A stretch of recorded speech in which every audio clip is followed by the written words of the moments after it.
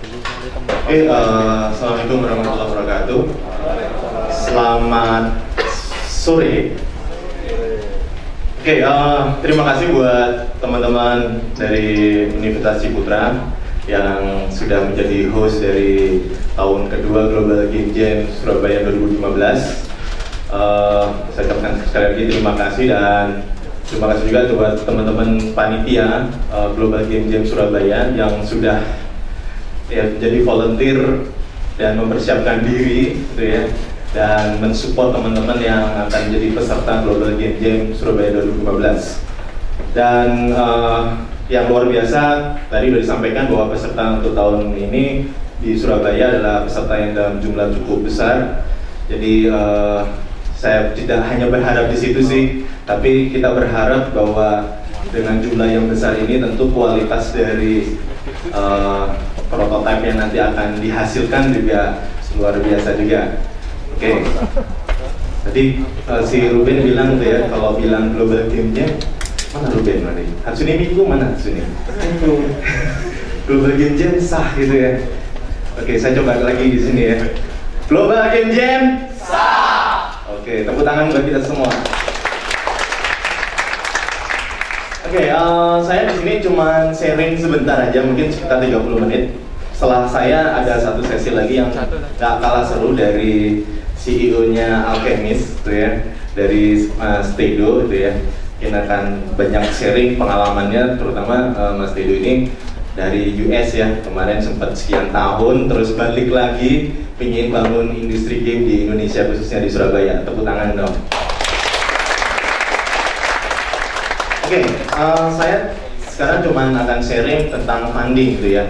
Saya berharap, karena dari saya sendiri pengalaman tentu buat saya Global Game Jam tahun lalu itu luar biasa, karena saya mengenal banyak talent-talent baru gitu ya, yang saya libatkan dalam studio yang saya bangun, studio game yang saya bangun. Tadi mungkin ada yang lihat, ada yang Tino gitu ya, dari jelasin.com gitu ya, itu tahun lalu, sekarang sudah gabung dengan saya di Mechanic Motion. Ada juga si Hendrik ya, waktu itu masih mahasiswa di PENS, sekarang gabung dengan kita. Jadi Global Game Jam ini memang ajang show off juga gitu ya. Kalau talent kalian ya, tunjukkan waktu yang singkat, hanya 48 jam, sejauh mana sih gitu ya, totalitas teman-teman ada di sini. Itu waktu yang saya rasa cukup untuk menilai sejauh mana kualitas teman-teman gitu ya. Tapi tetap having fun gitu loh. Oke, yang ingin saya sampaikan kurang lebih dalam 30 menit ini adalah tentang strategi pendanaan pengembangan game ya. Jadi mungkin awalnya sekarang iseng-iseng, tapi what next gitu ya.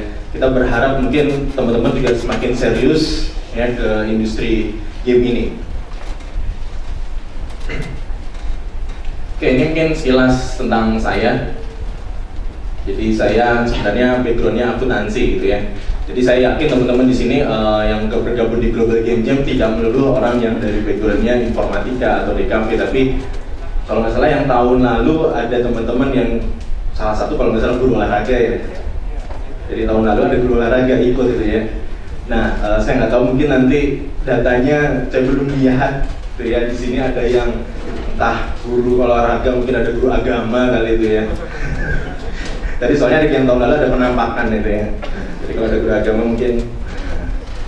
Oke, jadi selanjutnya juga saya di accounting linear, dan kemarin dapat experience, dapat scholarship ke Jepang dari Ministry of Economic Trade and Industry Japan, gitu ya. Belajar tentang intellectual properties for creative industry. Oke, ini sekilas saja.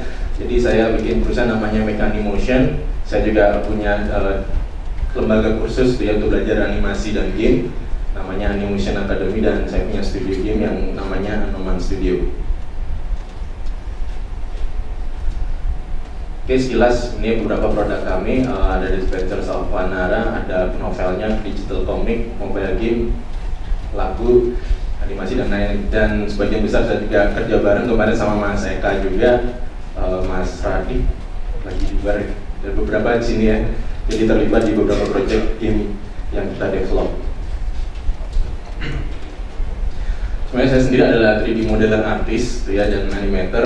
tapi sekarang sudah nggak terlalu banyak menyentuh itu ya. Saya suka jealous kalau sama teman-teman artis atau yang eksekusi di produksi ya, sekarang lebih ngomongin bisnis.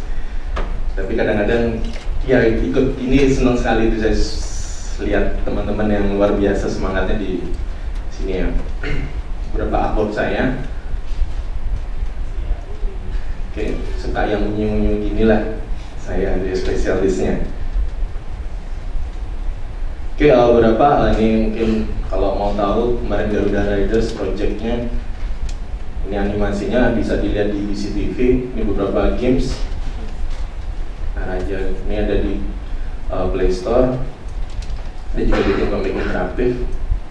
Ini juga kemarin sempat kolaborasi beberapa ya, sama termasuk sama Mas Eka juga di sini, The Life of Buddha. Oke, ini beberapa project bisa di download gratis. Dan ada beberapa studio juga dari teman-teman ini dengan The Clever. Ini game yang barusan rilis 9 Januari kemarin, Mahabharat Warriors tuh ya, di teman ini Tower Defense. Ini juga melibatkan beberapa teman di sini yang baris kedua bisa berdiri. Ini beberapa programmernya. Tepuk tangan dong. Oke, ini beberapa teman-teman. Jadi saya berusaha, ternyata talent di Surabaya ini luar biasa tuh ya, untuk nggak kalah dengan di kota yang lain. Oke, beberapa game di desktop seperti ini, dan ini yang tahun ini kita lagi planning gitu ya. Kita nggak mau kalah nih sama salah satu studio yang sedang lagi cari duit di Kickstarter. Ada yang tahu? Oke. Mana nih CEO-nya nih? Lagi di luar. Ini tim artisnya nih, ada di belakang. Ada si Chris Win. Berdiri guys, ini salah satu artisnya. Ada lagi nggak yang dinas kayaknya terlibat juga kan? Oke, berdiri dong. Ini harus salah satu juga. Oke, saya juga nggak mau kalah. Insya Allah ini kita lagi project yang kita kembangkan, Orbis, yang kurang lebih nanti juga akan kolaborasi dengan beberapa teman di sini. Nah, tentu yang menjadi pertanyaan teman-teman, nah ini duitnya dari mana gitu ya, bikin game banyak gitu ya. What next gitu ya, kan nggak mungkin kita cuma bonek aja gitu ya, bonek nekat. Oke, nanti ada beberapa sharing yang mungkin bisa saya sampaikan. Oke, ini beberapa achievement yang kita dapatkan dari tahun 2012, 2010 sampai sekarang. Kita ada di Telkom Indigo Fellowship dan beberapa event di Inaita. Yang terakhir di Proto War gitu ya, 2014. Oke, yang ingin saya sampaikan ada dua hal tuh ya, tentang apa itu strategi pendanaan pengembangan game dan bagaimana, apa aja sih ya pendanaan yang bisa kita dapatkan. Selanjutnya kita tanya jawab. Oke, kita lihat di luar saat ini mungkin konten game itu luar biasa dan marketnya cukup banyak ya. Berbeda saat saya bermain game, mungkin eranya saya sama Pak Stefanus Eko gamenya masih di era mungkin DOS gitu ya, atau dulu Mac masih generasi awal-awal. Nah, tapi game mungkin setahun cuma rilis 2-3 game gitu ya, global gitu ya. Tapi sekarang dalam 1 tahun ya, di era 2000 ini game cukup banyak gitu ya. Artinya apa? Teknologinya semakin memudahkan gitu ya, dan tentunya persaingannya luar biasa. Dan yang luar biasa juga adalah pendanaan, dari sisi pendanaan. Jadi sekarang industri game ini ada salah satu industri yang cukup besar di seluruh dunia ya. Industri film sendiri di Amerika Serikat market share-nya masih sudah kalah gitu ya, kalah besar dengan market share-nya untuk industri game seperti itu. Jadi dari sisi investasi pendanaan sebenarnya sudah cukup luar biasa dari ke games itu ya. Oke, nah pertanyaannya adalah dari mana sih mereka bisa bikin games itu ya? Duitnya dari mana itu ya? Apa duitnya sendiri gitu ya? Dapat warisan kali itu ya? Semangat nih. Halo Ben. Oke. Nah, ada beberapa strategi pendanaan. Jadi bikin sedikit cerita gitu ya. Jadi saya sebenarnya baru di game sendiri masih baru banget gitu ya. Jadi baru mungkin 2010 tadi ya. 2012-nya lah mungkin baru total ke game. Karena saya sebelumnya jadi dosen akuntansi gitu ya, sama sedikit proyek-proyek lah jadi konsultan ini ya, information system. Tapi kok kayaknya lebih seru game gitu ya, karena sejak kecil senang sekali bikin game. Nah, strategi pendanaan ini penting ya. Jadi kenapa? Karena kita nggak mungkin sekedar awalnya nanti dari global game kenal deket akrab gitu ya, oke, terus kita bikin studio game. Saya rasa mungkin semangatnya awalnya seperti itu, tapi kita pasti bicara dari realitanya. Terus yang bayar listrik siapa nih, bayar internetnya gimana gitu ya, terus yang gaji kita siapa gitu kan. Nah, itu selalu menjadi pertanyaan setiap kali saya sharing di industri kreatif. Oke, saya akan share gitu ya ke teman-teman apa aja sih gitu ya yang bisa dilakukan dalam pendanaan ya. Mulai dari pinjem mama papa gitu ya, kakak, adik gitu ya, itu termasuk upaya ya, usaha yang dilakukan. Oke. Nah, ini sedikit gambaran. Jadi kita ngomong studio game atau game developer gitu ya. Jadi kita bikin tadi game atau kita sebut produk gitu ya. Nah, bagaimana sekarang kita intinya kan kita bicara bisnis ya, bukan sekedar awalnya mungkin sebagai passion, betul nggak? Ya, awalnya semua passion, semangat ingin ini menjadi satu profesi karir di masa depan yang ditekuni secara terus menerus. Oke. Nah, pasti nggak bikin game dimainin sendiri gitu ya. Kepuasan seorang game developer, game designer, dan seluruh orang yang programmernya, seluruh yang terlibat pasti pengen dong gamenya nggak dimainin sendiri, tapi orang lain menikmati game yang kita buat, betul nggak? Ya, ada bagaimana mereka excited, terhibur, itu adalah target kita sebenarnya itu ya.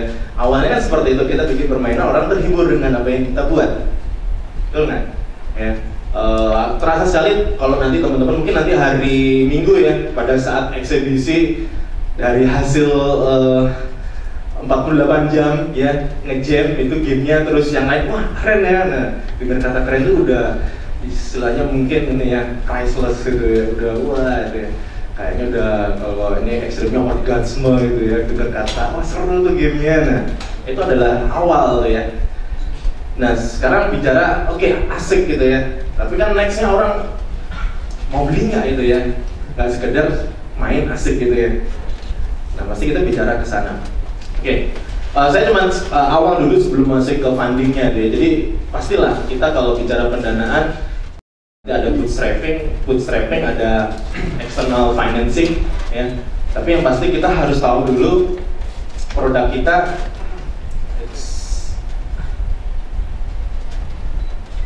ini kemana gitu ya, dan bagaimana produk ini bisa diakses oleh para gamer atau customer kita.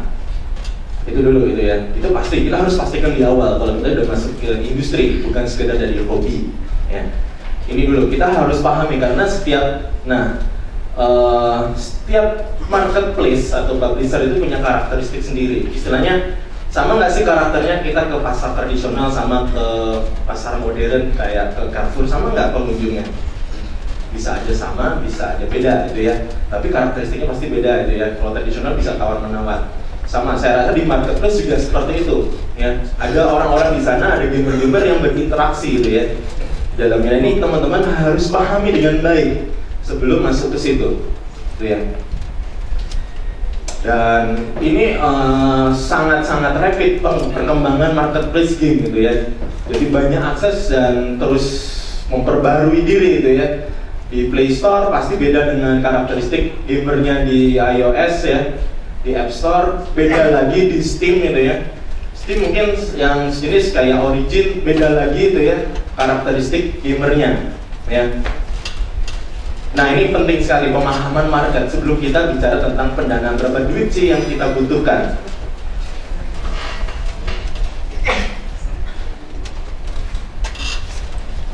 Nah, ini ada yang saya sampaikan. Jadi Di Surabaya sendiri sedikit gambarannya insight. Jadi generasi awal game developer mungkin yang cukup eksis itu adalah para developer di game Flash ya.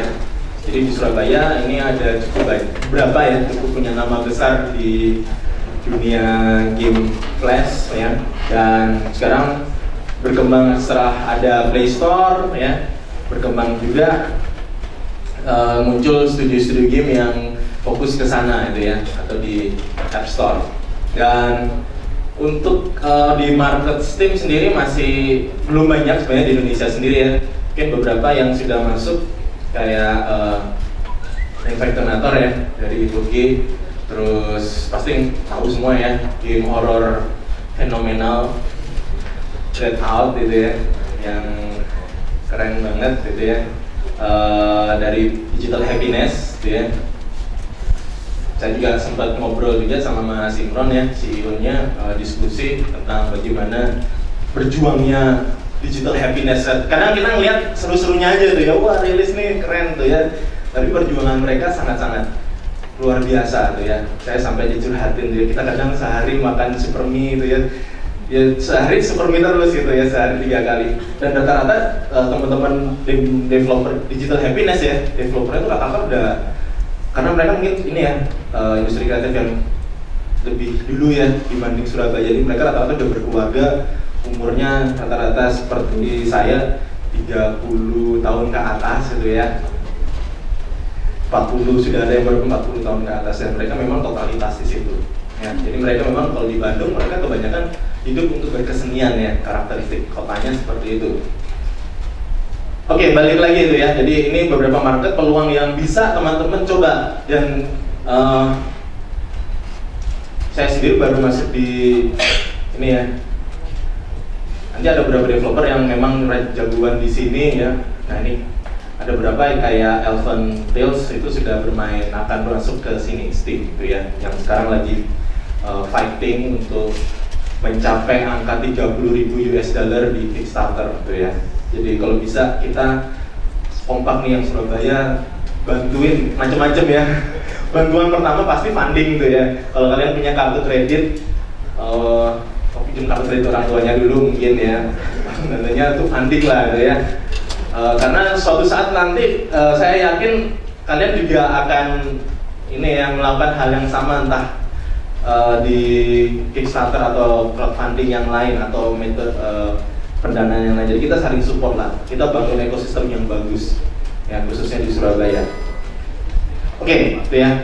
Palingnya bantu share lah gitu ya, kalian di grup, atau mungkin di sini ada yang komunitas Dota gitu ya. Nah, itu ya, bantu di greenlit-nya di Steam ya. Itu udah luar biasa lah ya. Jadi teman-teman bentuk satu support nyata gitu ya. Nggak usah ngomong, wah nih kita harus dukung industri kreatif, tapi kita butuh aksi nyata untuk memang support kita gitu ya ke teman-teman yang lain ya. Kita pasti akan saling support ya, harapannya seperti itu. Nah ini ya, ini betul ya, memang uang bukan segala-galanya gitu ya, tapi memang segala-galanya butuh uang. Enggak lah gitu ya. Jadi kita di industri kreatif, saya rasa proses kreatif ini tidak hanya saat teman-teman mendevelop game, setuju gitu ya, tapi proses kreatif ini berlanjut di proses pendanaan gitu ya, sampai promosi beneran gitu ya. Jadi kerjaannya bukan selesai pada saat bikin game, bikin prototipe selesai, enggak gitu ya. Tapi kalau di industri ini benar-benar kerjanya belum selesai gitu ya, kerjanya masih kerja keras gitu ya, kerja cerdas lah gitu ya, kerja keras dan kerja cerdas gitu ya. Oke, ada beberapa ya, ini bagian kita masuk ke hal yang utama dari presentasi saya itu ya. Jadi ada bootstrapping, ada yang external financing, atau kita hybrid combine dari bootstrapping dan external financing. Ada yang tahu istilah bootstrapping? Bukan bikin framework. Bootstrapping di sini adalah metode. Jadi ada istilah kalau di entrepreneurship, bootstrapping ini adalah pendanaan mandiri ya. Jadi pendanaan yang benar-benar dari tabungan kita itu ya. Jadi saya menyisihkan gaji saya sebagai dosen akuntansi gitu ya untuk saya masukkan ke studio saya itu misalkan contoh bootstrapping. Jadi untuk bikin game, ini duit tabungan saya ya, tentu dengan izin istri gitu ya. Ya ini pelan-pelan kalau meyakinkan istri itu harus ada hasilnya dong gitu ya, nggak tiba-tiba ngambil jatah belanja bulanan saudara gitu ya, bisa ranjang beneran. Oke, ini ya, ini bootstrapping. Saya jelasin dulu.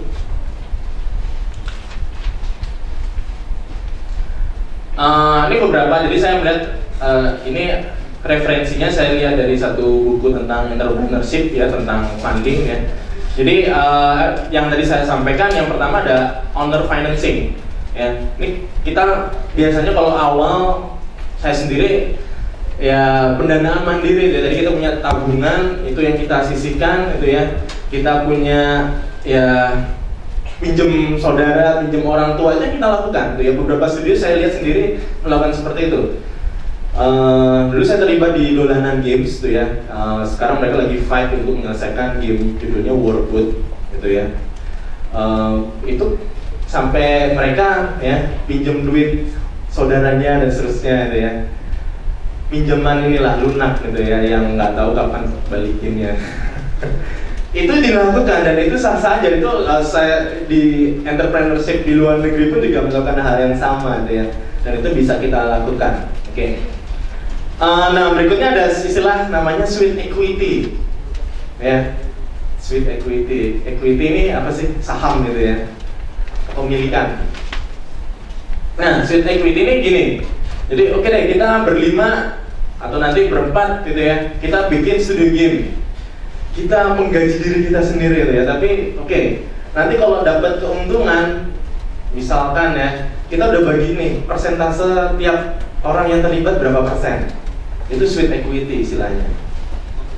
Jadi udah bagi, jadi kita oke deh, kita tumbang gaji kita sementara kan karena masih numpang orang tua gitu ya, makannya ikut orang tua gitu, dan seterusnya. Nah oke, makanya bikin studi itu waktu mahasiswa itu ya, karena masih didanai gitu ya. Kalau udah selesai, wah harus mandiri kan malu juga gitu ya, masih minta. Oke, ini istilahnya sweat equity ya. Ini yang saya lakukan juga gitu ya. Jadi saya melakukan bootstrapping di awal-awal ya. Saya juga invest uang saya sendiri di sana, di studio saya. Saya dan teman-teman yang terlibat juga melakukan yang namanya sweat equity ya. Jadi ada kepemilikan situ. Kita nggak berharap, karena kita bicara investasi, keuntungannya di masa depan. Kurang lebih seperti itu. Nah ini tadi saya sampaikan ya. Jadi keluarganya adalah pendanaan dan mereka support luar biasa gitu ya. Dan ya, tapi jangan ya, ini kalau saya, salah satu partner saya namanya Mas Boni Suherman itu ya, teman saya kuliah, sama-sama kesasar di jurusan akuntansi tahun 97, suka gambar, dan itu berteman kita kurang lebih hampir 18 tahun sampai sekarang tuh ya.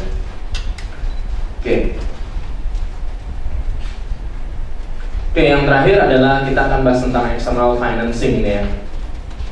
Oke, jadi external financing ini pendanaannya dari mana aja? Ada cukup banyak sebenarnya. Saya ambil beberapa saja. Saya nggak masukin banking atau yang lain ya. Tapi yang visible untuk sebuah startup yang baru berdiri ya. Ini, kapan kita ke bank? Ya, jangan di awal kalau mendirikan usaha, jangan ke bank. Ya, itu sangat high risk. Karena Anda belum punya penghasilan pasti ya. Bank itu fungsinya adalah scaling. Rata-rata seperti itu kalau saya belajar bisnis ya. Jadi untuk memperbesar skala bisnis, artinya bisnis Anda sudah punya revenue yang rutin. Baru setelah itu Anda datang ke bank untuk memperbesar skala bisnis Anda.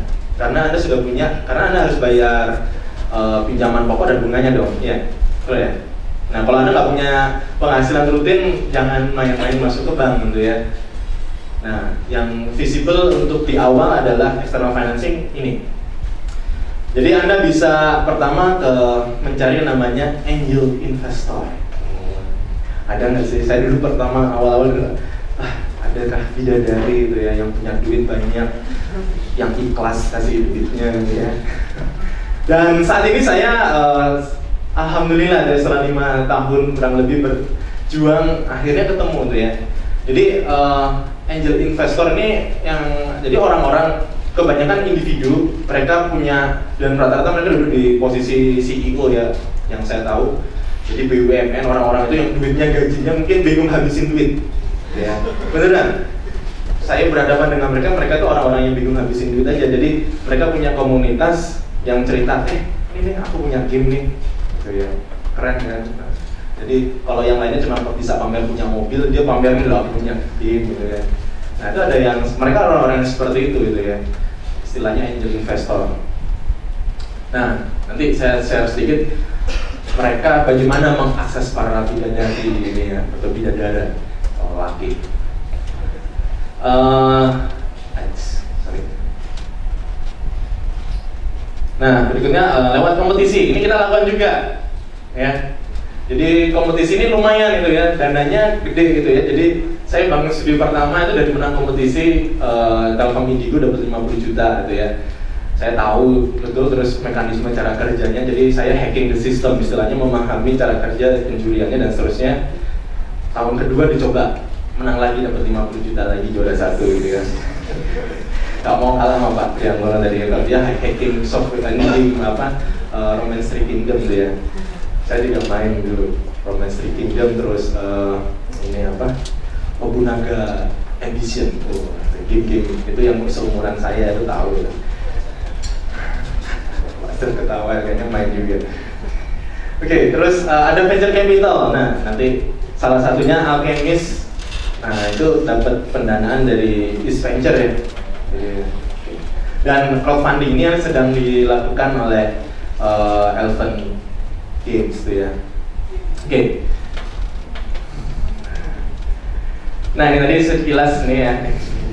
Jadi sebenarnya kalau teman-teman ada satu portal, saya lupa URL-nya. Jadi itu mereka situs tentang angel investor. Jadi kita nanti showcase di situ, daftarin perusahaan kita atau startup kita. Nanti kita bisa nanti mereka kayak inilah, kayak situs itu mungkin kayak kurasi gitu ya. Jadi dia akan melihat apa sih potensi game kita dan seterusnya. Saya lupa, nanti search aja teman-teman tuh ya. Angel investor salah satunya itu saya lupa. Dulu sih presiden direkturnya IBM, Bu Betty Alisyabana, itu salah satu angel investornya Indonesia. Ya, terus ada beberapa lah tuh ya. Jadi mereka yang ya udahlah mungkin penghasilan per bulannya di atas 100 juta gitu ya, yang lebih mau dikemanain lagi duitnya. Ini tadi dari kompetisi ya, lumayan sekali kompetisi. Sebenarnya selain duitnya, kita dengan menang di kompetisi itu membangun publisitas kita gitu ya. Jadi angel investor mereka cari orang-orang itu dari sini. Saya ada satu teman yang bikin animasi Kuku Rocky ya, mungkin tahu ya, perusahaannya Digital Cinema. Nah, dia karena menang kemarin tahun 2000 berapa, menang wirausaha muda mandiri. Nah, dia terus dapat angel investor. Jadi angel investor itu bukan dicari, mereka yang cari kita kok, gitu ya. Pantas nggak sih didatangi sama peri yang baik hati gitu ya. Nah, biasanya siap-siap tuh. Jadi penting ya, kadang nggak mau kalah dong sama Jokowi ya.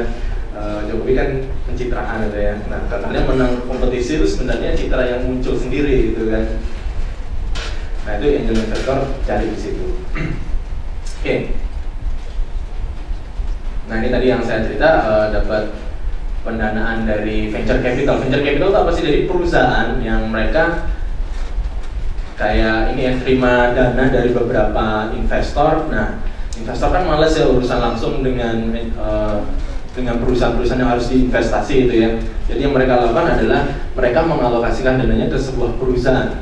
Ya. Nah, perusahaan inilah nanti yang bertanggung jawab untuk menyalurkan dana tadi. Ya.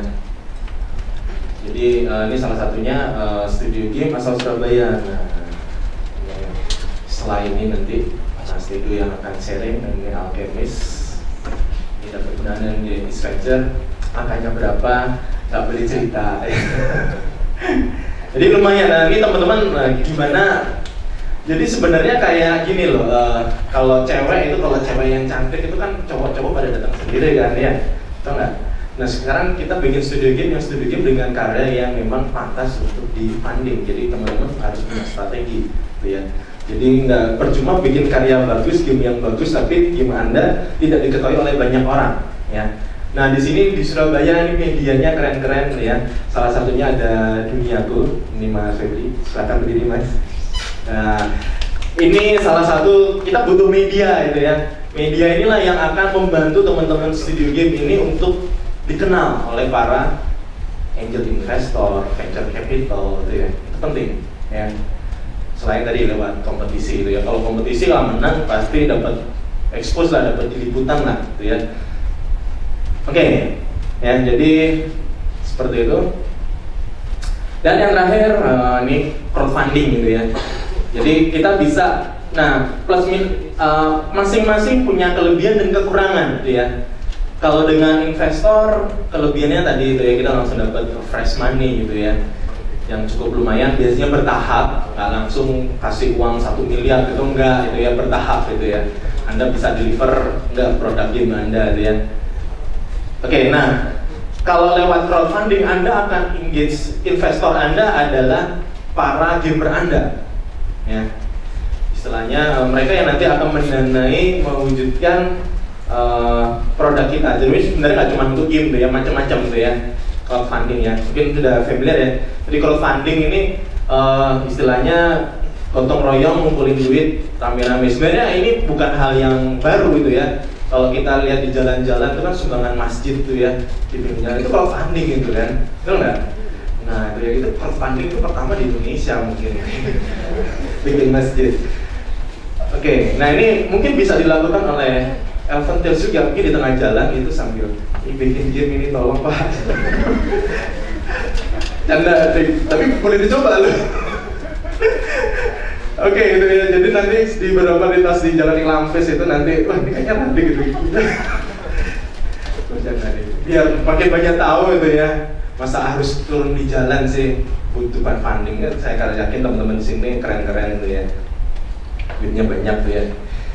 Oke. Nah ini yang terakhir. Saya nggak ada afiliasi apapun sama Elven gitu ya. Dibayar berapa enggak kayaknya. Tapi please support ya. Saya berharap teman-teman supportnya macam-macam. Kalau mungkin nggak bisa big, jadi backers. Istilahnya kalau di Kickstarter itu backers gitu ya. Orang yang ngasih funding. Wah ini pamer nih. Enggak, ini aku screenshot soalnya belum log out gitu ya. Jadi ketahuan di sumbanganku masih nyumbang $25 malu. Tapi ini penting teman-teman, kalau mungkin nggak bisa funding, nggak punya, karena harus pakai kartu kredit gitu ya. Saya nggak tahu, mungkin bisa restoran, mungkin langsung aja ke Radif gitu ya, kalau berapa 10.000 gitu. Ada bikin kotak am. Dia lagi desperate gitu kan, berjuang, karena beneran pada saat di proses crowdfunding ini kita kebalik gitu kan. Crowdfunding ini memang komunitas gamer, para donatur game terbesar itu ada di Kickstarter, dan itu di US, dan itu jamnya kebalik sama kita, di sini siang, di sana malam, dan kebalikannya. Jadi pada saat mereka rame di siang hari, di malamnya kita harus aktif juga merespon mereka. Dan ya ini ya, jadi ada paket donasinya macam-macam, ada yang sampai dapat gamenya, ada yang wallpaper dan seterusnya. Nanti masuk aja cari di Kickstarter Elven Tales. Palingnya gini lah, traffic kunjungan dari Indonesia ini membantu supaya game Elven Tales ini di feature oleh Kickstarter. Karena pada saat di feature itulah donatur-donatur dari US, dari Europe itu bisa kasih duit. Nah itu nanti kalau mau engage, mungkin mau jadi angel investor di sini mungkin berdiri dong, Dit. Sudah ya. Berdiri lagi kan nggak apa-apa itu ya. Oke, terima kasih. Oke, itu saja dari saya. Nanti materi ini bisa di-download, nanti mungkin saya upload ya di adicipta.com. Oke, terima kasih.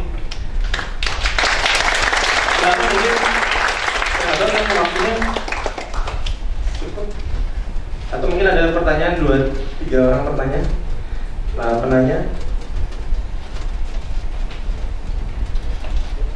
Ini sore nggak ngomongin teknis ya. Kalau teknis kayaknya kalah deh saya. Nggak ada? Oke, kayaknya udah ini deh, si Indo udah siap-siap. Nanti apa ya? Oh, nanti dulu nih sambil nyiapin ya. Oke. Silakan. Ya mungkin gimana sih yang dilakukan investor apa teman-teman? Kalau masalah itu biasanya investor nggak ribet ya. Kalau angel investor tuh mereka memang sudah cari perusahaan yang menjadi invest. Biasanya apa harus ngerti laporan keuangan? Pasti iya, kalian harus ngerti bikin neraca dan seterusnya itu ya. Tapi belakangan itu kan kalian bisa kerjasama sama teman-teman, mungkin ada yang saudara lah, atau cari software akuntansi yang, atau dicari di toko buku itu bikin laporan keuangan untuk orang awam itu banyak gitu ya. Atau kalau enggak mau tanya-tanya saya silahkan gratis gitu ya. Terus saran saya itu ya, kalau ini terutama ini tips saja, jangan pernah bikin badan hukum dulu. Jadi wah kita udah gimana ya? Artinya gini, kalau teman-teman masih studio baru gitu ya, dan kalian tidak punya klien misalkan servis ke BUMN, pemerintah, jangan pernah bikin badan hukum. Karena sekali kalian bikin badan hukum CV ya, atau PT, itu kalian akan komitmen seumur hidup dengan yang namanya pajak. Ya, ini beneran ini ya, ini pengalaman saya yang saya harus share gitu ya. Kenapa saya harus bikin PT kemarin ya? Karena kita dapat funding dari Telkom, ya, dan Telkom mengharuskan kita harus punya badan hukum, gitu ya. Dan kalian harus, kalau mau bikin badan hukum ya tadi, kalau memang sudah ada tadi ya funding atau dengan klien yang BUMN atau apa, itu kalian terus badan hukum kalian. Ya. Sementara kalau belum ada apa dan kalian memang fokus langsung usaha sendiri, saya rasa lebih baik kalau NPWP pajak pribadi ya itu ya, kan kalian warga negara yang baik ya, lapor pajak lah gitu ya, pribadi itu tetap gitu ya. Jadi pajak termasuk kalau ada keuntungan dari jualan game ya itu masuk personal income kalian gitu kan. Nah itu. Tapi nanti kalau udah masuk badan hukum, ada investasi, mau nggak mau gitu ya, pasti investor minta kejelasan hukum. Nah itu pasti kalian harus bikin PT, atau saran saya sih langsung PT gitu ya, jangan nunggu ke CV. Oke, ada pertanyaan? Gak apa-apa, nanti saya rasa kalau kalian mau tanya saya oke. Kalau mau nanya bisa di situ saya atau ketemu nanti, silahkan. Halo. Ya, saya Erwin. Ini Mas Adit, tanya soal investor itu. Jadi apakah mereka itu invest dana itu punya demand suatu, jadi kamu harus bikin game kayak gini atau selesai game bikin berapa bulan gitu? Oke. Nah, ini saya cerita pengalaman saya dengan angel investor dengan beberapa dari teman-teman ya. Nah, angel investor ini memang sifatnya personal gitu ya, dan motivasi mereka macam-macam. Tapi motivasi benar-benarnya kesamaan mereka adalah mereka punya dana lebih, dan dana itu ingin mereka gerakkan, ya, mereka putar istilahnya. Nah, motivasinya macam-macam. Biasanya mereka ada kewajiban nggak sih? Tuh, saya kasih uang, mereka kasih uang misalkan 500 juta gitu ya. Apa ya? Salah satunya share.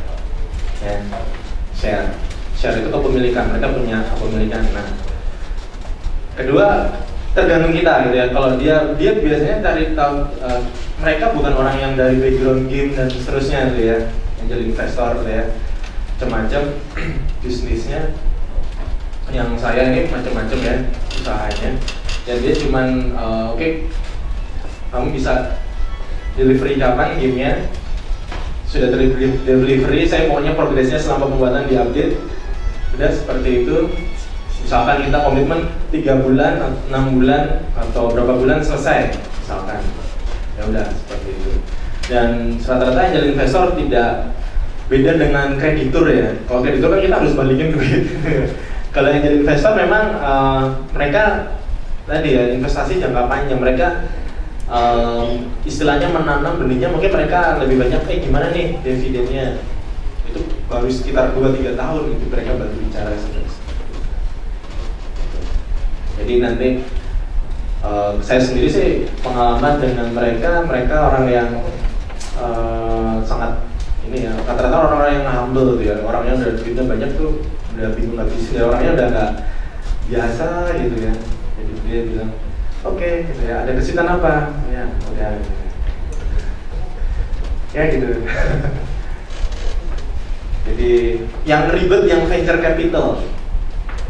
Nah kalau venture capital tuh tadi itu ya, oh, kamu harus laporan kemana gini, target profitnya sekian, nanti saya nggak tahu mungkin nih, kalau nggak salah kalau saya ngobrol-ngobrol beberapa teman yang dapat venture capital seperti itu.